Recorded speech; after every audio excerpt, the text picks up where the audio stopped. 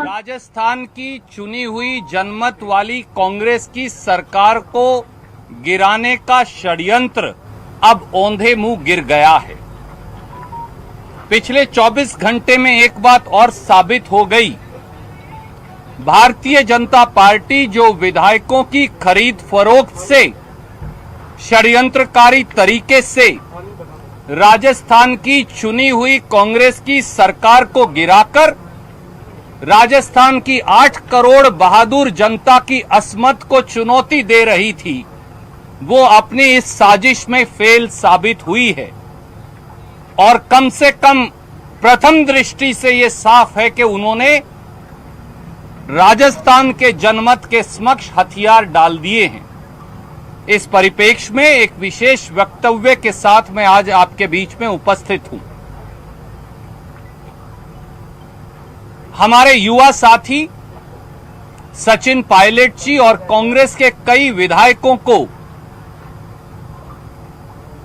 कई बार भारतीय राष्ट्रीय कांग्रेस और कांग्रेस पार्टी ने आग्रह किया और कहा कि अगर आपका कोई वैचारिक मतभेद है मुख्यमंत्री जी से या किसी और व्यक्ति से, तो आप घर के अंदर बैठकर पार्टी की फोरम पर अपनी बात रख सकते हैं।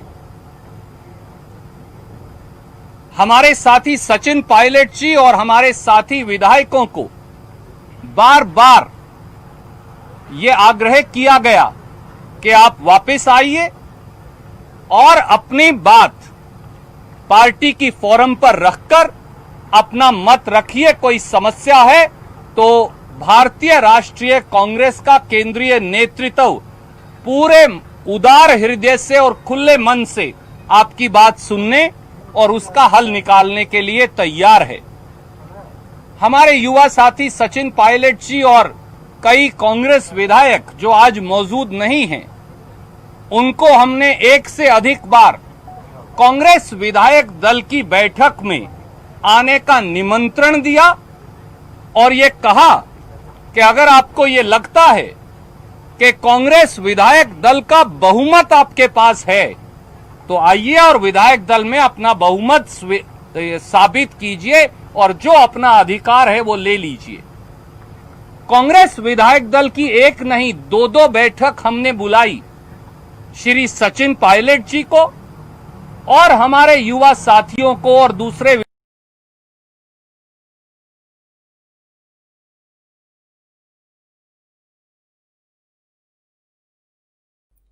पुराने समय में मुझे याद है कि हमारे छोटे शहरों में, शायद बड़े शहरों में भी एक पोस्टर जो है वो अक्सर चिपका रहता था। वो पोस्टर किसी गुमशुदा व्यक्ति, खास तौर पे आमतौर पे नौजवानों और बच्चों के लिए होता था, उनकी तलाश में होता था और उसमें लिखा होता था, प्यारे चुन्नू, या कोई भी और नाम आप यहाँ रख सकते हैं, घर लौट आओ, कोई तुम्हें कुछ नहीं कहेगा। ये पोस्टर हमने अक्सर देखा है। एक ऐसा ही पोस्टर रणदीप सुरजेवाला ने बिना कागज़ के अपनी ज़ुबानी जारी कर दिया आज, जिसमें सचिन पायलट से दरअसल वो कह रहे हैं कि प्यारे सचिन, घर लौट आओ, कोई तुम्हें कुछ नहीं कहेगा। लेकिन दरअसल बात इतनी आसान है नहीं कि कोई उनको कुछ नहीं कहेगा। मामला इससे कहीं ज़्यादा है। ऐसा नहीं होने वाला है कि कोई उन्हें कुछ नहीं कहेगा। दरअसल सच ये है कि सचिन पायलट की स्थिति अब बहुत अलग है। वो, जैसा कि हमारे शो का आज का सवाल का नाम है, ना कांग्रेस के रहे हैं और ना भाजपा के। हमारे साथ बात करने के लिए इस पे वरिष्ठ पत्रकार प्रशांत टंडन जी मौजूद हैं। सबसे पहले उनके पास चलते हैं। प्रशांत सर, वेलकम, स्वागत है आपका। जी नमस्कार सबको। जी क्या कहेंगे इस पे आप, ना घर के रहे ना घाट के?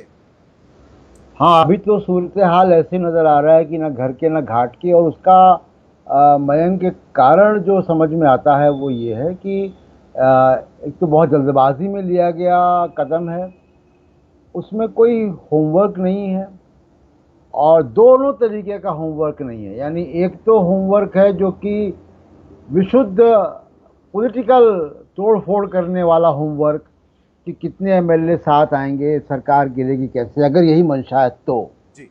और दूसरा जो होमवर्क है वो ये कि आप देखिए कि इतने दिन से ये कसरत चल रही है और मीडिया इस पे अपना दिन रात बहसें कर रहा है और सोशल मीडिया पे तमाम कुछ शेयर हो रहा है, लेकिन मुझे कोई ये बताए कि सचिन पायलट की मांग क्या है। सचिन पायलट किस वजह से नाराज हैं गहलोत से? क्या सरकार ठीक नहीं काम कर रही है? किसानों के लिए नहीं काम कर रही है?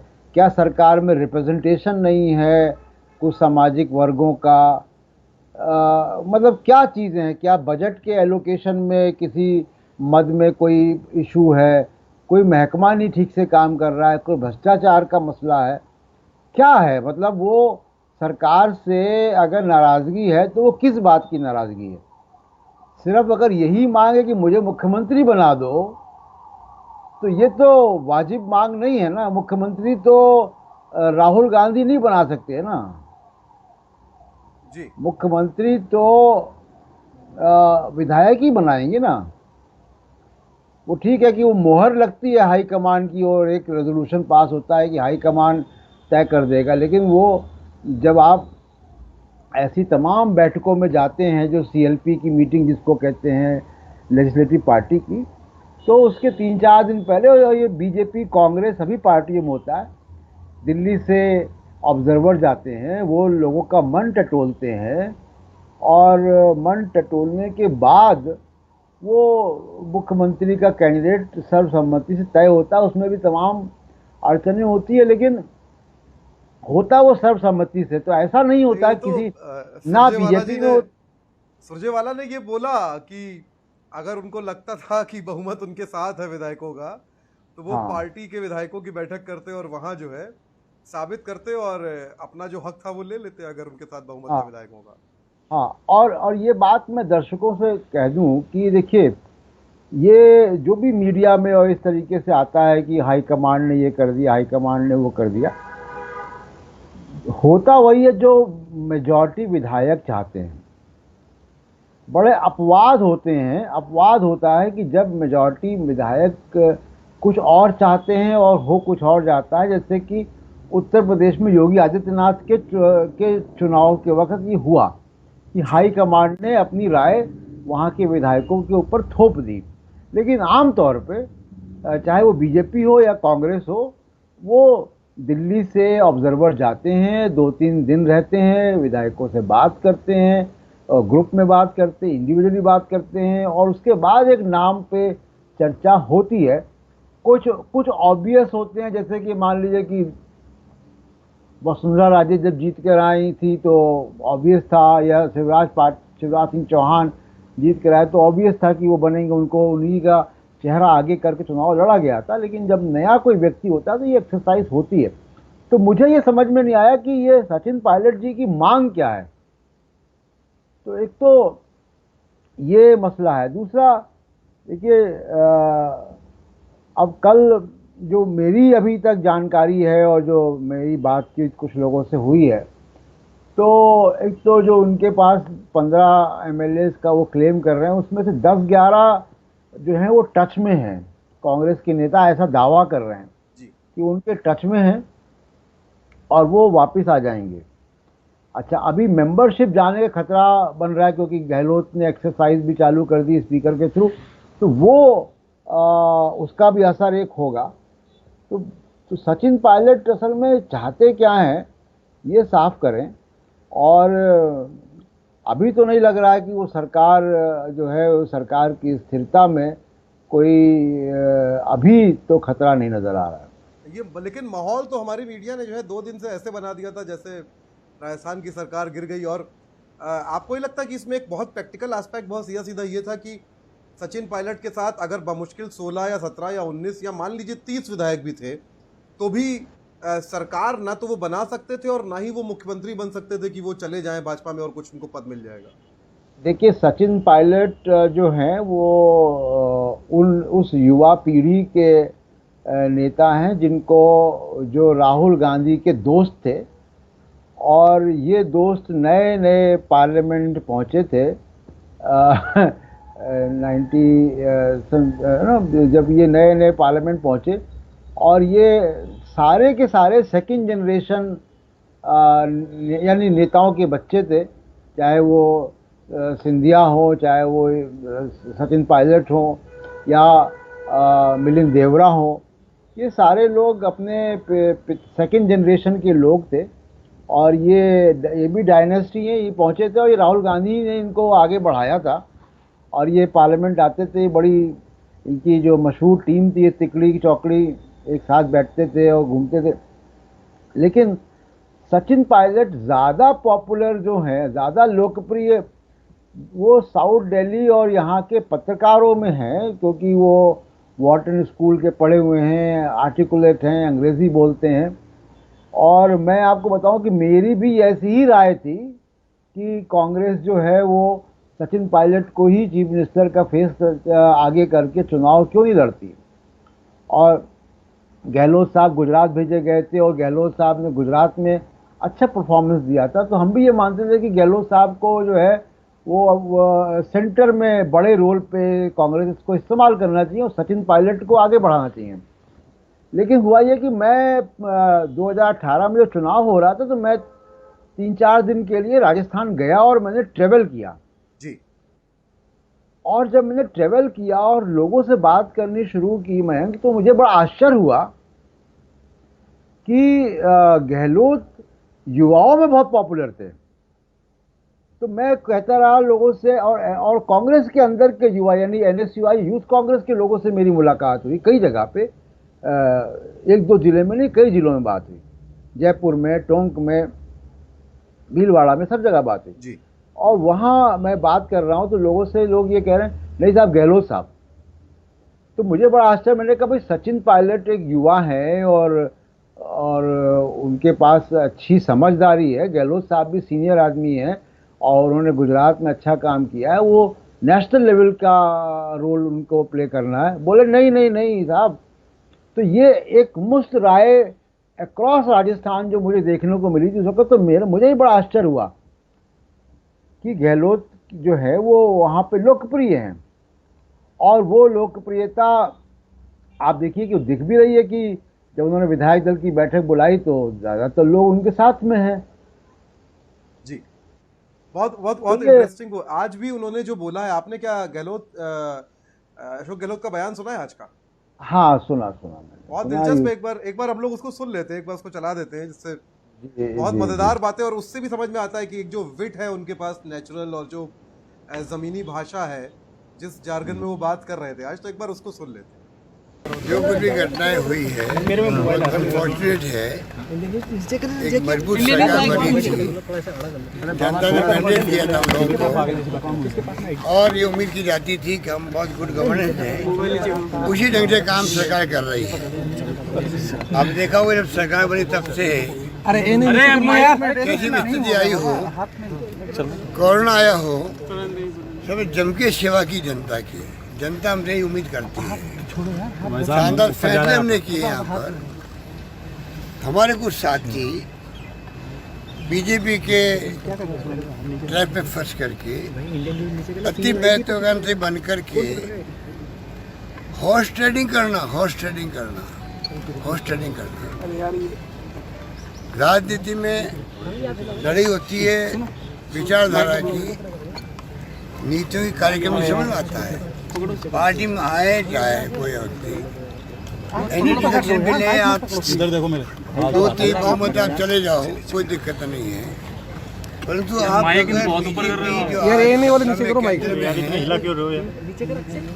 उनके साथ में आप लॉबिंग करो, उनके साथ में पैसे की डील करो, उनके साथ में लेन देन करो, उनके साथ हॉर्स ट्रेडिंग करो। कितने करोड़ मिलेंगे आपको पहले फेज में?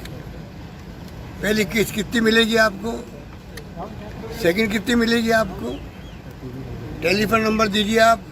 जो कुछ भी घटनाएं हुई है अनफॉर्चुनेट है। एक मजबूत सरकार बनी थी, जनता ने मैंडेट दिया था हम लोगों को और ये उम्मीद की जाती थी कि हम बहुत गुड गवर्नेंस हैं, उसी ढंग से काम सरकार कर रही है। अब देखा हुआ जब सरकार बनी तब से कैसी भी स्थिति आई हो, कोरोना आया हो, सब जम के सेवा की जनता की है। जनता हमसे ही उम्मीद करती है। शानदार फैसले हमने किए यहाँ पर।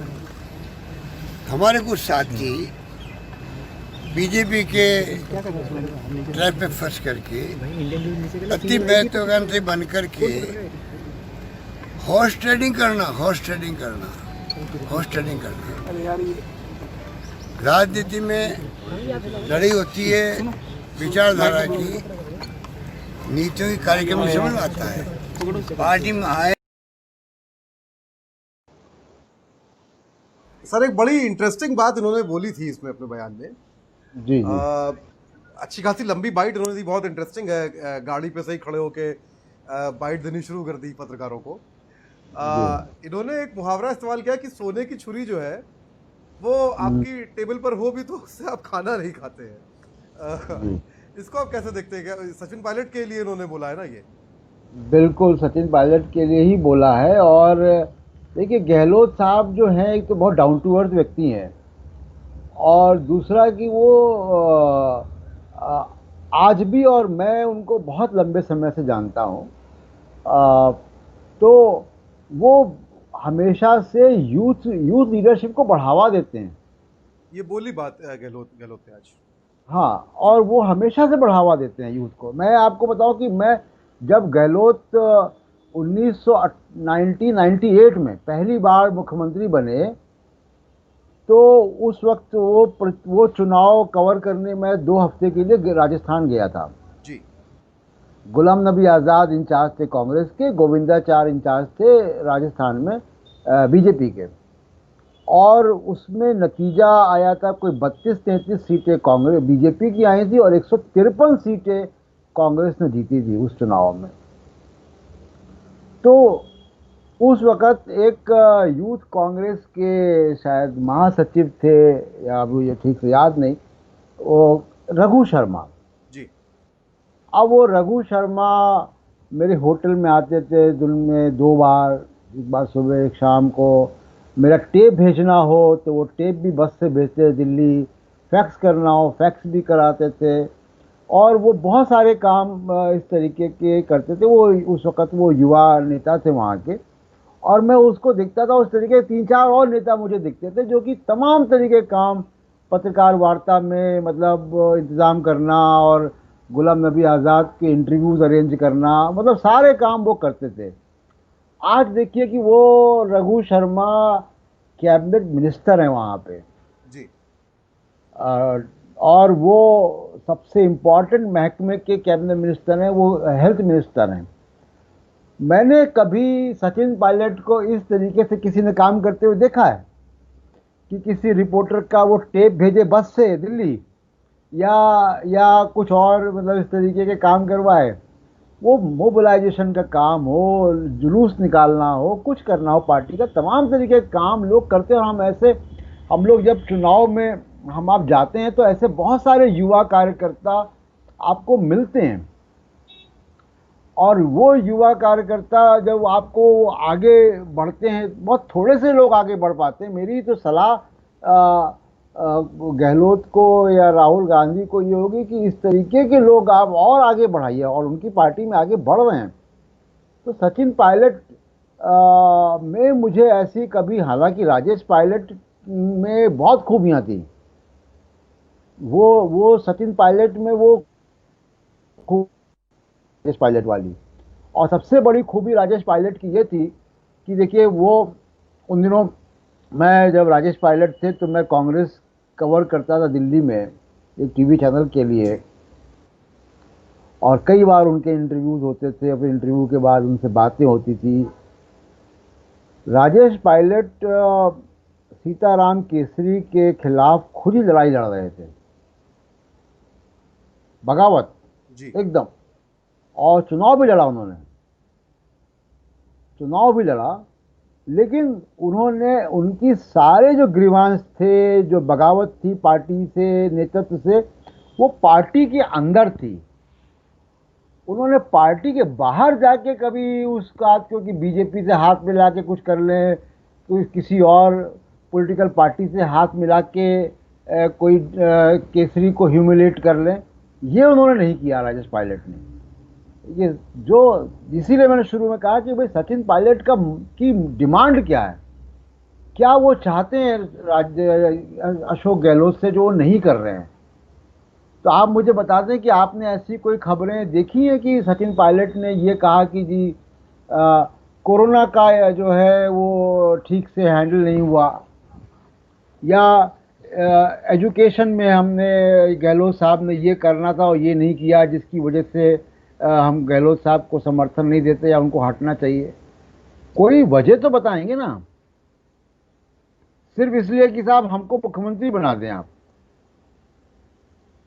जी इसको लेके गहलोत गहलोत जी ने ये बोला भी, हालांकि बहुत दिलचस्प है। उन्होंने एक और बहुत देसी शब्द का इस्तेमाल किया। वो बोले कि 40 साल हमको हो गए और हमारी बहुत रगड़ाई हुई है जवानी में, यूथ में, और अब हमारी पीढ़ी के लोग जाके केंद्रीय मंत्री हैं या मुख्यमंत्री हैं, राज्यों में बड़े पदों पे हैं, आपको तो वो सब करना भी नहीं पड़ा। ये सचिन पायलट से उन्होंने जी कहा, ये बात कही।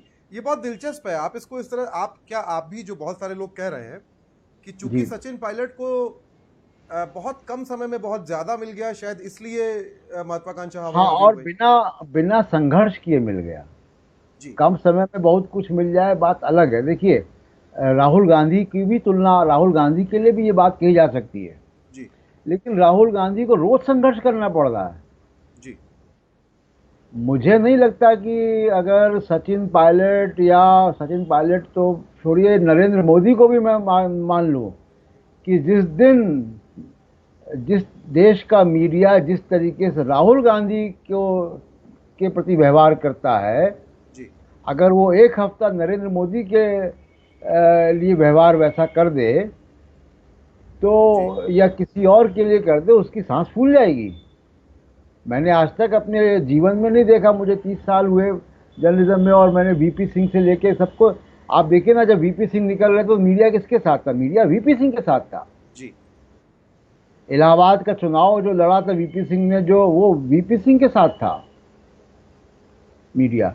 किसी भी दौर में, आप अभी के दौर में आप देखिए कि अन्ना हजारे के साथ मीडिया था ना जी। ये रामदेव के साथ मीडिया था, जो तमाम तरीके के अभी गोलमाल, एंटी एस्टेब्लिशमेंट था बेसिकली मीडिया। एंटी एस्टैब्लिश सरकारों के साथ मीडिया कभी नहीं रहा है, विपक्ष के साथ रहा। विपक्ष के को मजबूत किया है मीडिया ने। तो पहली बार हम देख रहे हैं कि सरकार के साथ है। लेकिन मैं जो बात कह रहा हूँ कि राहुल गांधी को भी नरेंद्र मोदी के मामले में दिलचस्प है, जब वो विपक्ष में थे तब मीडिया उनके खिलाफ था, अब वो सत्ता में है तो मीडिया उनके साथ है। हाँ, तो राहुल गांधी को भी रोज संघर्ष करना पड़ता है। प्रियंका गांधी को भी संघर्ष करना पड़ रहा है।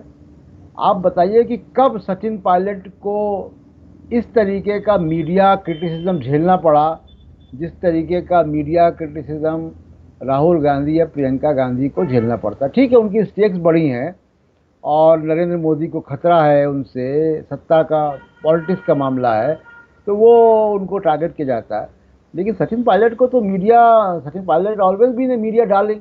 आज भी देखिए कि मीडिया की बड़ी सिंपैथी है उनके प्रति, और तमाम सारे पत्रकार और हमारे समकक्ष पत्रकार जो टेलीविज़न में हैं, वो ट्विटर हैंडल से अपने राहुल गांधी को बड़ा बुला भरा कह रहा है। भाई, राहुल गांधी का क्या कसूर है इसमें, बताइए आप? राहुल गांधी कांग्रेस के अध्यक्ष नहीं है। राहुल गांधी से क्या मतलब है इस पूरे प्रकरण में? अच्छा, कर्नाटक के बाद ज्योतिरादित्य सिंधिया और अब सचिन पायलट, क्या एक चीज ये इससे उभर के आ रही कि कांग्रेस ने, और कांग्रेस का जो हाई कमान है जिसमें बाकी नेताओं के अलावा सोनिया गांधी, राहुल गांधी, प्रियंका गांधी, इनको भी अगर हम शामिल कर लें, क्या एक चीज को लेकर कांग्रेस शायद अब डिटरमिन्ड है, जो पहले हो जाना चाहिए था, जिसको हम एक तरह का political reform inside a political party देखें अगर, कि ब्लैकमेलिंग जो है वो स्वीकार नहीं की जाएगी? क्या ऐसा कुछ है मैसेज? जी, और मैं आपको बताऊं कि जो कांग्रेस को करीब से देखते हैं और इनके परिवार को करीब से देखा है, तो वो जानते हैं कि राजेश पायलट के इंतकाल के बाद एक तरीके से, मतलब सोनिया गांधी या गांधी परिवार ने जिस तरीके से इनके ऊपर हाथ रखा है इन लोगों पे, वो, और जिस तरीके के संबंध रहे हैं रमा पायलट से, इनकी माँ से, और मुझे लगता है कि बहुत तकलीफदेह फैसला उनके लिए व्यक्तिगत रूप से रहा होगा, क्योंकि मैंने वो दौर देखा है जब राजेश पायलट की मौत हुई थी और ये लोग मतलब युवा ही थे काफ़ी, और पॉलिटिक्स में इनको लाया जा रहा था। तो और 23 साल की उम्र में ये आगे खुद ही बताते हैं कि इन्होंने काफ़ी कुछ अचीव किया है। उनका बायोडाटा सोशल मीडिया में घूम रहा है, उसको मैं रिपीट नहीं करना चाहता, लेकिन आ, आपको और पूरा हक है, मतलब ये डेमोक्रेटिक देश है और डेमोक्रेसी में पूरा हक है। मतलब इनके पिताजी का ही मिसाल है कि वो केसरी सीताराम केसरी के खिलाफ चुनाव लड़े थे, तो आप पार्टी के खिलाफ चुनाव लड़ें और गहलोत के खिलाफ बगावत करें, पार्टी के अंदर जो भी करना करें। लेकिन अगर आप बीजेपी को साथ में लेकर और सरकार गिराने का, तो ये अनडेमोक्रेटिक है, नंबर वन। नंबर टू, मैं ये मानता हूँ चाहे वो ज्योतिरादित्य सिंधिया हो या सचिन पायलट हो, जो मीडिया सवाल नहीं खड़ा कर रहा है, सवाल इनसे ये पूछना चाहिए कि अगर आपने बीजेपी की मदद ली है तो मेरा मानना ये है कि ये वैचारिक फैसला है। हेलो, तो ये वैचारिक फैसला है सचिन पायलट का। यानी मैं ये मानूंगा कि अगर सचिन पायलट बीजेपी की मदद से गहलोत को डिसलॉज करना चाहते हैं, उनको सत्ता से हटाना चाहते हैं और वहाँ पे नई सरकार बनाना चाहते हैं, तो उनका बीजेपी के तमाम सारे जो वैचारिक हैं, जो दक्षिणपंथी विचार हैं, उससे उनको कोई दिक्कत नहीं या उनकी उससे सहमति है। मतलब इसको मुझे कहने में कोई गुरेज नहीं होगा कि उन्होंने गांधी को छोड़ के गोडसे को चुन रहे हैं। कहीं ना कहीं सिंधिया के लिए ये थोड़ा सा स्वाभाविक था कंपैरेटिवली, सचिन पायलट के लिए उतना स्वाभाविक नहीं है, इसको अगर हम ऐसे देखें तो। अब हालांकि सचिन पायलट ने ये कहा है कि वो बीजेपी ज्वाइन नहीं करेंगे, लेकिन पहले दिन से कहा उन्होंने, हाँ। बीजेपी ज्वाइन नहीं करेंगे, लेकिन आप पूरी मदद ले रहे हैं ना बीजेपी की। कौन रिसोर्ट में आप, हरियाणा के रिसोर्ट में आप ठहरे हुए हैं, ठीक है, चलो आप अपनी राजस्थान सरकार से जो है आपको विश्वास नहीं है, आप हरियाणा में जाके, लेकिन पूरी मदद बीजेपी उसमें लगी हुई है। इसको ये कोई छुपी बात नहीं है किसी से कि बीजेपी की तरफ से पूरी मदद मिल रही है। अब आप कहाँ देखते हैं, क्या भविष्य मतलब राजनीतिक हाराकिरी एक तरह की ये सचिन पायलट? नहीं, मैंने कहा कि इनका होमवर्क शायद ठीक नहीं था, पहली बात। दूसरी चीज देखिए, वहाँ पे वसुंधरा राजे एक बड़ी नेता हैं, 2 बार वो मुख्यमंत्री रह चुकी हैं और अभी उनकी उम्र 67 साल है। तो अगर आप शीला दीक्षित से कंपेयर करें या दूसरे और तमाम नेताओं से कंपेयर करें, अंबिका सोनी से कंपेयर करें, किस उम्र तक वो मिनिस्टर रही हैं, तो अभी 10 साल उनका राजनीतिक करियर है। उनका भी बेटा है, वो भी राजनीति में है, तो अगर परिवारवाद या ऐसी बातें हैं तो उनका भी बेटा है, उनको भी हक है अपने बेटे को आगे बढ़ाने का। तो तो अभी अच्छा, उनके बारे में ये कहा जाता है कि कम से कम 40 एमएलए जो हैं वो उनके लॉयलिस्ट हैं या उनके प्रभाव में आते हैं, उनकी बात सुनते हैं, तो वो एक फैक्टर है। तो क्या सिंधिया ये चाहेंगी कि उनके रहते सचिन पायलट बाहर से आए और बीजेपी और कांग्रेस का गठबंधन, कांग्रेस के टूटे हुए लोग और बीजेपी के साथ मिलकर एक सरकार बन जाए और बीजेपी के मुख्यमंत्री जो है सचिन पायलट बन जाए उनके रहते हुए? मुझे नहीं लगता कि वसुंधरा राजे सिंधिया ये चाहेंगी या ये होने देंगी आसानी से। नहीं, मैं जो सवाल पूछ रहा था कि क्या राजनीतिक हाराकिरी कर ली है सचिन पायलट ने, अब क्या भविष्य है उनका, क्या देखते हैं? हाँ, ये कम उम्र में उन्होंने कर लिया और ये बड़ा मुश्किल है। मतलब जैसे मान लीजिए कि अभी आज दिन में भी मेरी कुछ लोगों से बात हुई और लोग ये कह रहे हैं कि इनको वापसी होगी और वापसी करनी पड़ेगी। संकेत कुछ मिल रहे हैं, कुछ लोग बात कर रहे हैं इनसे। लेकिन दूसरी एक बात और भी, मैंने कहा वापसी अगर होगी तो कहाँ होगी? जी। तो बहुत साफ कांग्रेस के अंदर से बातें आ रही हैं कि देखिए वापसी होगी तो वो राजस्थान में नहीं होगी अब, और उनको सजेस्ट किया जाएगा कि आप उत्तर प्रदेश को मजबूत करें, उत्तर प्रदेश का चुनाव आने वाला है। जी। नहीं, तो लेकिन अगर राजस्थान में वापसी नहीं होगी, पहली चीज तो ये कि एक ऐसा नेता जो कुछ ही समय पहले पार्टी छोड़ने को तैयार था या तख्ता पलट करने को तैयार था, उत्तर प्रदेश में उसको प्रचार करने क्यों भेजा जाएगा? उस पे लोग क्यों भरोसा कर लेंगे? उत्तर प्रदेश में कांग्रेस की इमेज क्या होगी? एक सवाल। दूसरा सवाल ये कि मतलब अगर अगर हम ही लोग, मान लीजिए हम लोग एक पॉलिटिकल पार्टी चला रहे हैं, तो क्या हम ऐसे नेता को यूपी में चुनाव आ रहे हैं वहां भेजेंगे, लगाएंगे उसको वहां पे? क्योंकि पब्लिक में एक परसेप्शन या एक मैसेज जाता है ना। दूसरी बात ये कि अगर राजस्थान में वापसी नहीं होगी तो कहाँ वापसी होगी फिर? ये भी सवाल है। नहीं, राजस्थान के मूल रूप से है भी नहीं। नहीं, वो तो ठीक है। हाँ, पैदाइश भी उनकी यूपी की है, जी सहारनपुर की पैदाइश है। जी जी। और राजेश पायलट तो राजीव गांधी के कहने पर दौसा चले गए थे। नहीं, फिर लेकिन वो ये इंजीनियरिंग की नौकरी नहीं है ना कि आप मैकेनिकल की पढ़ाई करके फिर कंप्यूटर साइंस में नौकरी करने लगेंगे। हाँ, तो आपने इतने साल राजस्थान में काम किया, आपके पिता ने किया है, आप डिप्टी सीएम वहाँ के डिप्टी सीएम बने हुए, तो ये तो हाँ बड़ी अजीब सी बात हो जाएगी ना। यूपी कैसे उनको मतलब, और यूपी में क्या उनका जनाधार क्या है? हाँ, तो राजस्थान में तो देखिए अभी मतलब मुश्किल होगा उनके लिए, मुझे लगता नहीं तो आपको कि लगता है वो। कि वो कांग्रेस में जाएंगे, लौट के कांग्रेस में रहेंगे, आपको लगता है? कांग्रेस से कुछ लोग कह रहे हैं, मुझे क्या लगता है मुझे नहीं मालूम। जी। वो मैं नहीं कह सकता अभी इस पे कि क्या हाँ। होगा कल। जी। लेकिन कांग्रेस के कुछ नेता जरूर ये कह रहे हैं कि ये वापसी का बात हो रही है। लेकिन उनको किसी ने मनाया नहीं है। जो बात चल रही थी, मीडिया चला रहा था लगातार कि राहुल गांधी ने संपर्क करने की कोशिश की है प्रियंका, आपको लगता है किसी ने मनाया होगा? आपको मतलब, मुझे तो निजी तौर पे नहीं नहीं, लगता कि, बात हुई है, नहीं, बात तो हुई है, बात हुई है, कोशिश लेकिन की गई। लेकिन ये जिस तरह की मान मनोबल वो चाह रहे थे, मुझे नहीं लगता वैसी उनको मिली होगी। नहीं, मान मुनव्वल किस बात की होती, वही तो मेरा सवाल जी है ना कि जी। मान मुनव्वल की कोई इशू हो ना कोई। नहीं, जहां पे कई बार बहुत प्रेम होता है वहां कई बार ऐसे भी नखरे दिखाए जाते हैं। वो, मैं ये सोच के उसके दर से भाई उठा आप था कि वो रोक लेगा, मना लेगा मुझको। सीधा अचानक आपने जी मतलब one fine day you wake up in morning और आपने कहा कि जी मुझे राजस्थान का मुख्यमंत्री बनना है। जी।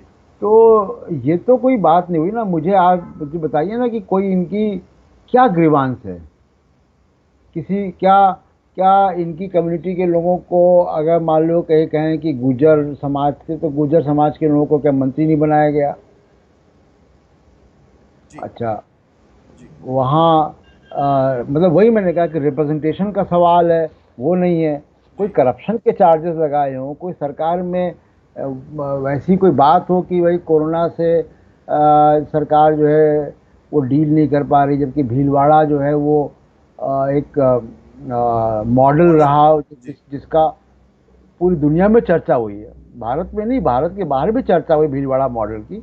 जी और बहुत यंग आईएएस ऑफिसर जो आईएएस टॉपर थी, वो उस एरिया की प्रशासनिक अधिकारी थी जहाँ भीलवाड़ा मॉडल किया गया, टीना डाबी। तो वो जी। पूरी दुनिया में चर्चा हुई है उसकी। मतलब कोई कोई ऐसी वजह मतलब मुझे आई नहीं इनकी तरफ से, मतलब कि कोई कोई वजह हो। तो ये साउथ दिल्ली खान मार्केट और साउथ दिल्ली के लोग बहुत लेकिन चिंतित ये तो हैं। आप मोदी जी वाली भाषा इस्तेमाल कर रहे हैं, खान मार्केट हाँ, गैंग। खान जिसे, मार्केट गैंग बहुत दुखी है, जी और उनके बहुत सारे अग्रेसिव ट्वीट्स जो हैं वो आ रहे हैं। जी और बड़ी आश्चर्य होता है मुझे कि जो लोग जिनको मतलब सोशल मीडिया में एक टर्म कहा जाता है भक्त, तो जी जो गोदी गोदी मीडिया या भक्त मीडिया है, जो जो नरेंद्र मोदी के गुणगान करने वाले लोग हैं जी दिन रात, वो लोग सचिन पायलट के साथ हैं बड़ी, और शिद्दत से साथ हैं। जी। और उनको बहुत बुरा लग रहा है कि उनको लग रहा है कि गहलोत का कोई जनाधार नहीं है और सचिन पायलट ही वहाँ पे नेता है, उन्होंने जिताया कांग्रेस को वहाँ पे। जी और उनके साथ बड़ी नाइंसाफ़ी हुई है। तो मेरा उनको सुझाव होगा कि मैं तो चुनाव प्रचार में गया था, जो उनके रिपोर्टर चुनाव प्रचार में गए थे उन रिपोर्टरों से एक बार बात तो कर लें जी। कि आपको वो लगता है क्या कि बात नहीं की होगी या पता नहीं होगा? पता तो सबको सब कुछ है हमारी हाँ, मीडिया में। जी जी किसको जी क्या बोलना है और क्या बोलने से किसके कितने नंबर बन रहे हैं, ये भी एक फैक्ट है। बहुत बहुत शुक्रिया प्रशांत सर हमारे साथ आने के लिए। तो प्रशांत सर हमारे साथ थे और हमने बात की सचिन पायलट पे। तो सचिन पायलट का कुल मिला के लब्बुल लुआब इस बातचीत का जो निकला है वो ये है कि सचिन पायलट भाजपा में जा नहीं सकते थे, पहले भी नहीं जा सकते थे। ये बात हमको समझनी होगी, क्योंकि 15 या 20 या 30 विधायक लेके भाजपा उनको मुख्यमंत्री नहीं बनाने वाली थी। तो कहीं ना कहीं ये कोशिश थी कांग्रेस को थोड़ा सा धमकाने की, थोड़ा सा डराने की, ब्लैकमेलिंग जिसे हम कहते हैं, वो भी पूरी नहीं हुई। फिलहाल वो कांग्रेस में है, पर वो कांग्रेस में रह नहीं सकते हैं। वो भाजपा के साथ जाना चाहते थे, वो कर नहीं पाए। हमको पता नहीं है कि वो क्या करेंगे। कांग्रेस उनको वापस तो बुला रही है, पर सच हम सब जानते हैं कि कांग्रेस उनको क्या देगी बदले में। हिंदी के कवि गोरख पांडे की एक कविता है कुर्सीनामा। वो कहती है कि जब तक वो जमीन पे था कुर्सी बुरी थी, जा बैठा कुर्सी पे, कुर्सी जमीन बुरी हो गई। उसकी नजर कुर्सी पे लगी थी, कुर्सी लग गई थी उसकी नजर को। उसको नजरबंद करती है कुर्सी, जो औरों को नजरबंद करता है।